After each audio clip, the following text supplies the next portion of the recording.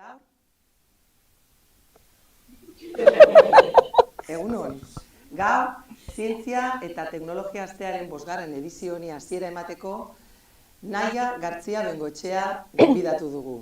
Naia, biologia zientzietan doktore da eta ikertzaile bezala lan egiten du Neikerren.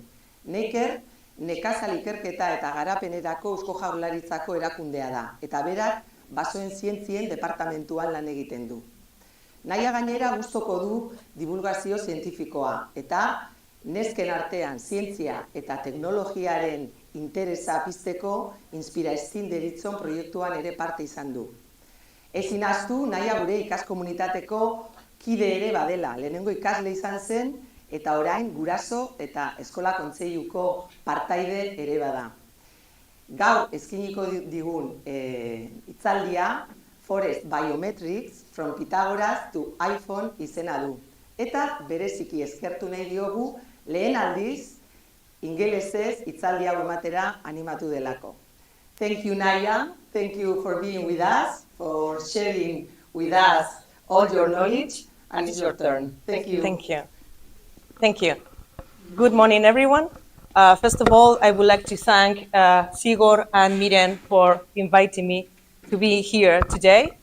And as Miren said before, my name is Naia Gartzia Bengoetxea, and I work in NEIKER, which is the Basque Institute for Agricultural Research and Development.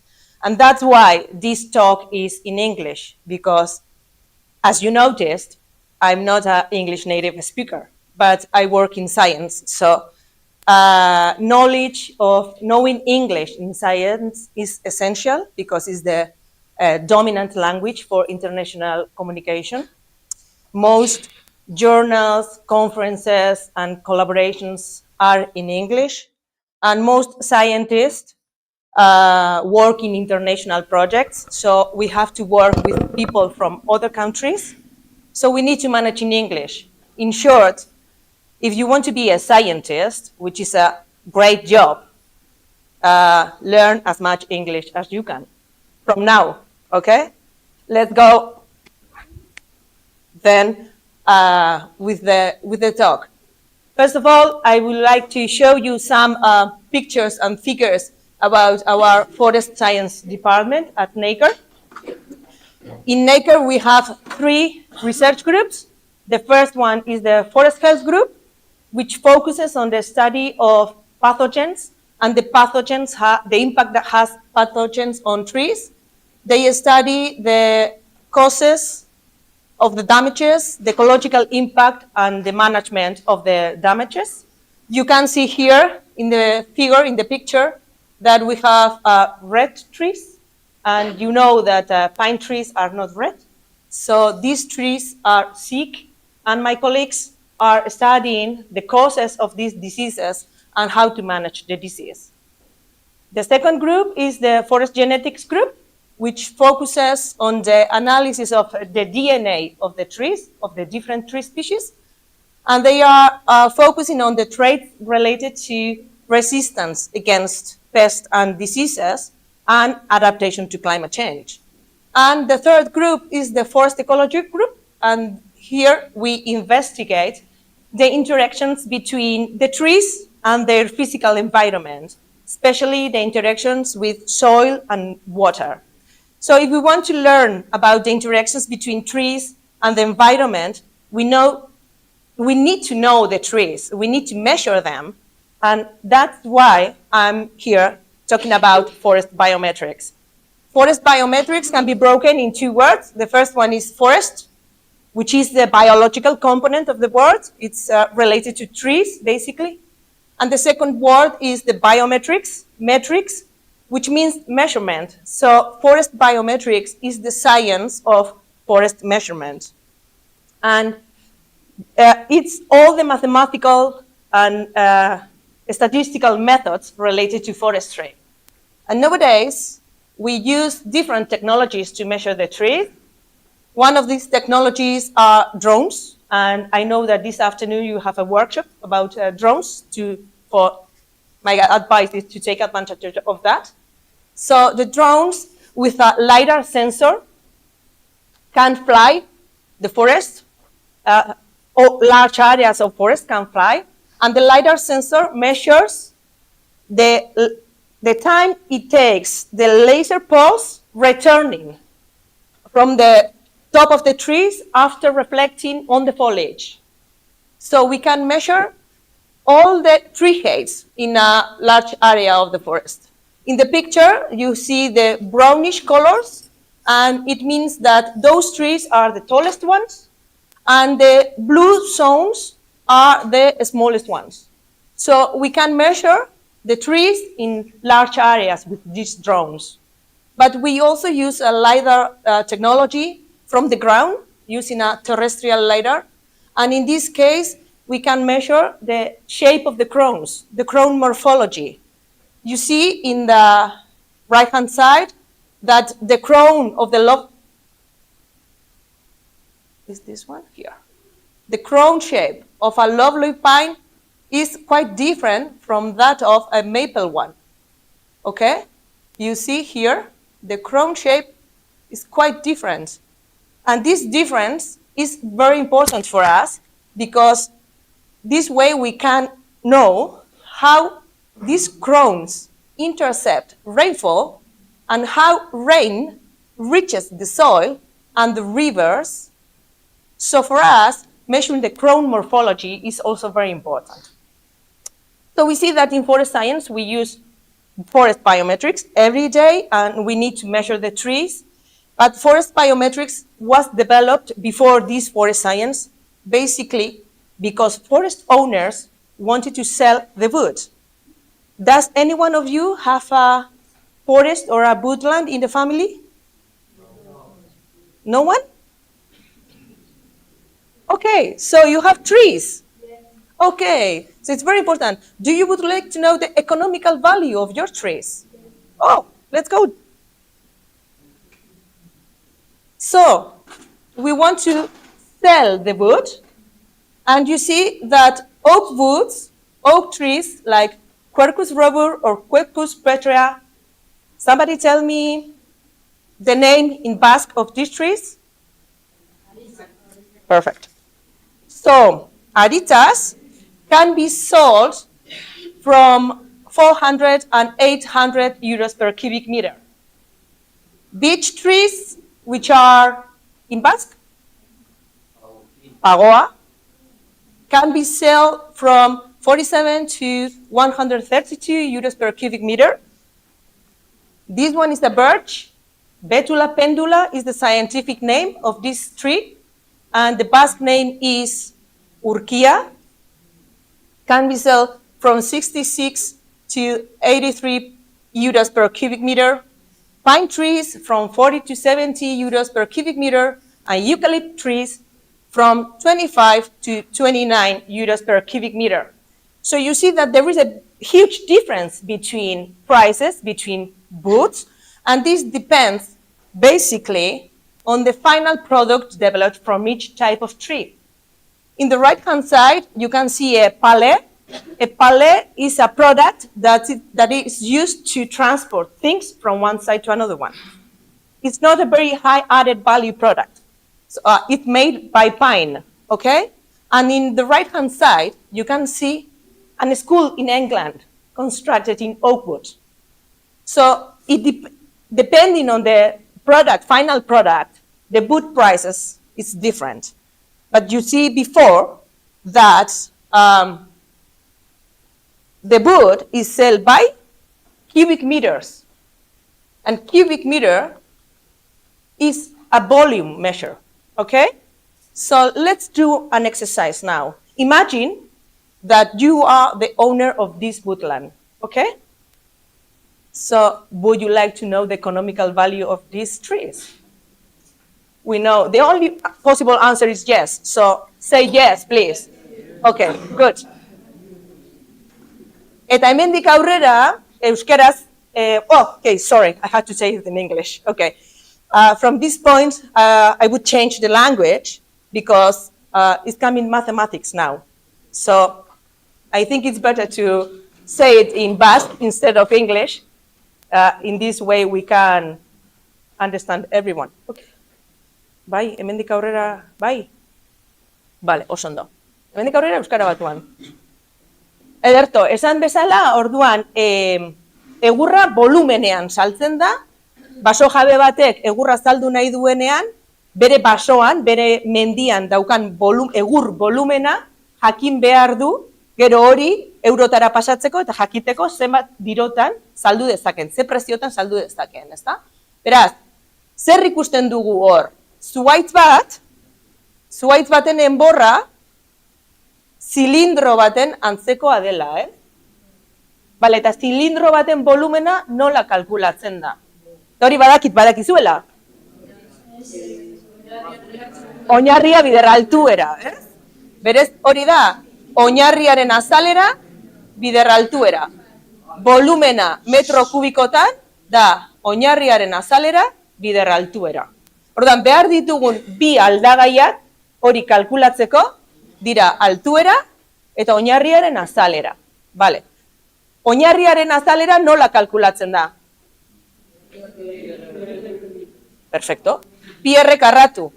Bale, orduan, eta badakigu pi 3,4 dela. Orduan, zein da aldagai ez ezaguna? R. Eta nola kalkula dezakegu R? Bale, diametroa jakinda, Badakigu zirkulo edo zirkuloaren ezaugarriak direla erradioa bider bi diametroa dela eta zirkunferentzia perimetroa dela, Bale, orduan, nola neur dezakegu mendian erradioa?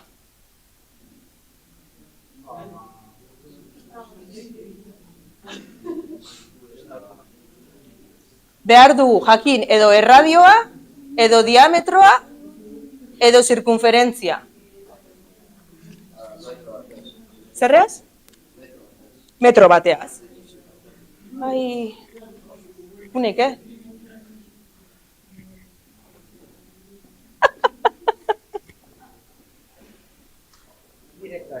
Bai. Ai, non dago? Zentimetro batekin, hor dago bai. Hartu handi hori, berdin da. Honekin, guk zuhaitz baten enborra horrela eginik, hemen zer daukagu? Zer da hau? Zirkunferentzia, Honekin neur dezakegu, bale? Eta orduan, zirkunferentzia hori jakinda, perimetro hori jakinda, behar duguna da, formula hori, azalera, berdin, pi R karratu, moldatu, zirkunferentzia erabili alizateko. Orduan, 3 formula horiek, mesedez, apuntatu kuadernoan. Direla, azalera, pi R karratu, baina erradioa beharrean diametroa badaukat, da, azalera izango da, bat zati lau bider pi, bider diametro karratu. Eta zirkunferentzia badaukat, izango da, zirkunferentzia berbi zati lau bider pi. Bale? Orduan, daukazun den tresnaren arabera, erabiliko duzue formula bat edo bestea oinarriaren azalera kalkulatzeko. Bale? Orduan, behin hau jakinda, falta zaigun bigarren aldagaia zein da? Altuera. Zuhaitzaren altuera, volumena kalkulatu alizateko. Bale, eta nola kalkulatuko dugu altuera? Zuhaitzaren tontorrera igo gabe, kiminoak bagina bezala. Pitagoras. Nor da hau? Pitagoras. Pitagoras, matematiko greko bat zen, eta kuriositate moduan, ezagutzen den lehen pertsona vegetarianoa. Bale, Pitagorasek sortu zuen Pitagorasen teorema. Pitagorasen teorema nola da? Nolakoa da?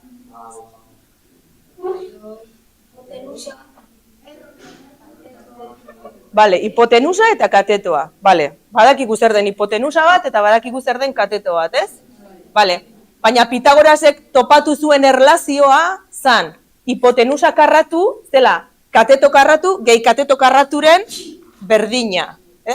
hori zan topatu zuen erlazioa. Orduan, erlazio hori jakinda, nola jakin dezakegu zuhaitz baten altuera. Zein da kalkulatu behar dugun aldagaia? Hori? Pentsatzen nuen horrela egongo ginela, baina ez, badakigu kateto bat.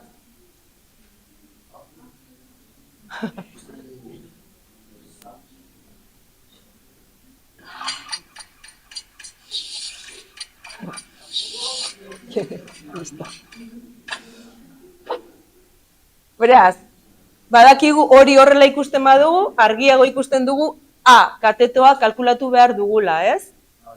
Zuhaitzaren altuera jakiteko.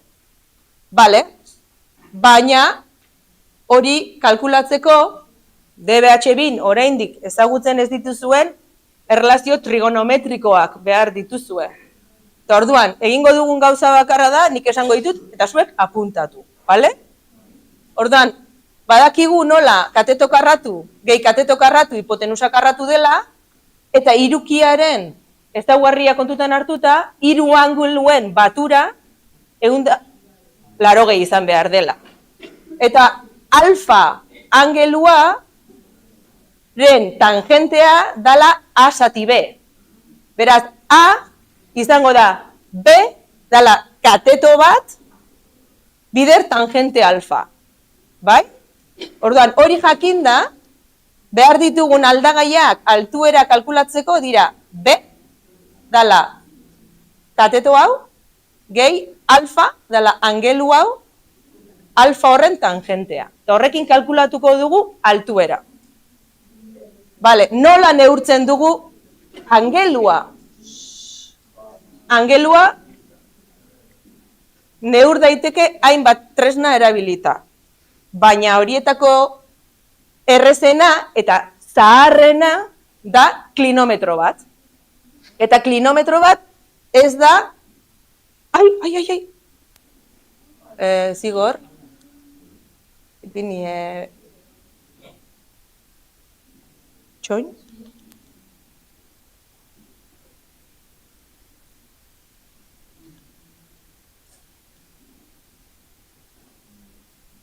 Bale, klinometroa.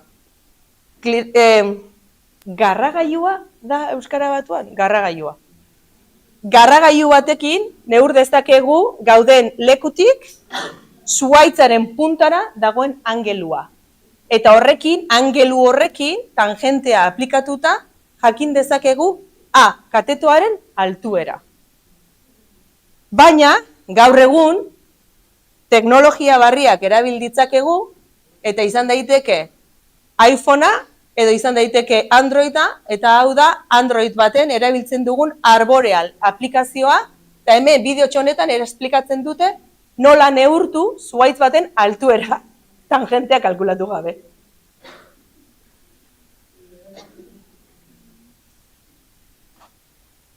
Hello, this is our Arboreal tree height. Start the measurement session and stand 1 to 2 meters from the tree. You should see a green sphere on the screen. Place it on the tree. If you don't see the green sphere, walk a little back or forward until it appears. You should see a green Turn around sphere and walk on the away. screen. Place it Hold on the the phone in an upright tree. If you position. don't see the green sphere, Walk walk at a least little back half or the tree forward from until the it tree. appears. But it's better to Turn walk a around little and more. walk away. Hold Try the to phone take in an where you upright see the position. base of the tree. Aim at the base and Hold press the the tree mark button. from the tree. Then It's aim better at the to top of walk the a tree. bit more. You will see the Find result. a place You where you see can the now base measure of the the tree. crown width, Aim the at the crown base length, and press add the button. diameter, name, and comment. Then to the aim tree. at the top of the tree. In the results, You you will could see get the an result. overview You of your could now and measure also the export crown the width, data the as a crown height, CSV file. add diameter, name, and comment Good luck to the with tree. the measurement. Good luck. In the results, you could get an overview. Bale, of ba, your orduan, tree momentu and also honetan, export the egingo data duguna as da, a CSV file. hartuko ditugu kuadernoak eta arkatzak eta kalkulagailuak, eta joango gara patiora, patioan daukagun zuhaitz baten volumena kalkulatzera, gero, ze preziotan saldu dezakegun jakiteko. Ados? Bueno, eskerrik asko, onaino gure zuzenekoa. Galderaren bat badago? Galderaren bat? Han.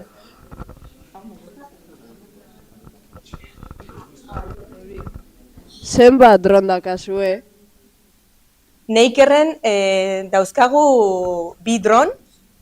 Gaur egun drona erabiltzeko gidabaimen, ez dakit hola esaten den, zigorre jakingo du, baina gidabaimen berezi bat behar da, eta horretarako teknikariak dauzkagu hori egiten dutenak, baina gaur egun hainbat enpresa daude dron asko dituztenak, lidar sentsoreak jarrita, eta azpikontratatu daitekeen zerbitzu bat da. Gero datu horiek guk analizatzen ditugu, hala ere. Benjamin.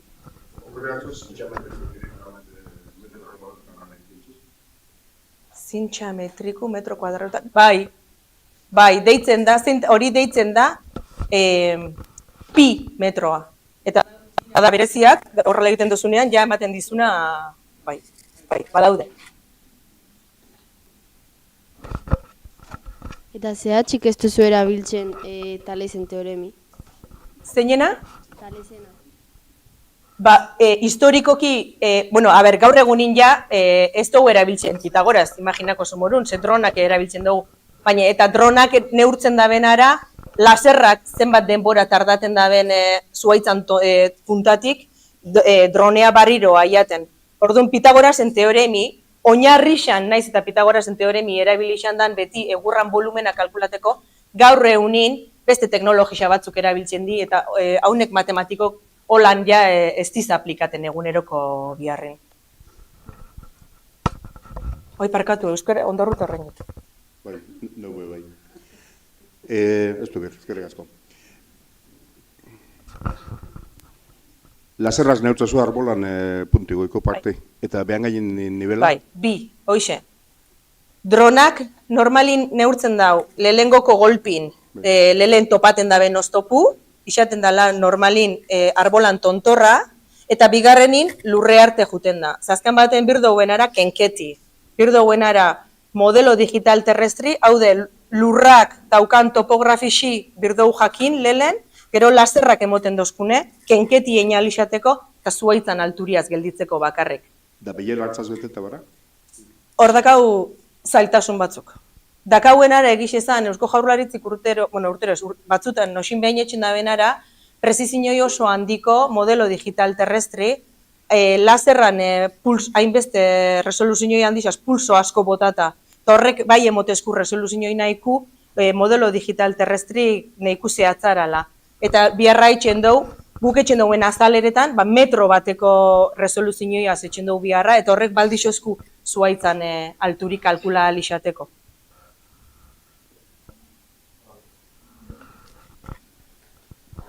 Bueno, eskerrik asko naia, zure azalpen bikainakatxik. Orain, zuzenekoari bukaera emango diogu, eta bera joango gara benetako negurketak egitera, ezta? Eskerrik asko. Txalo, ba.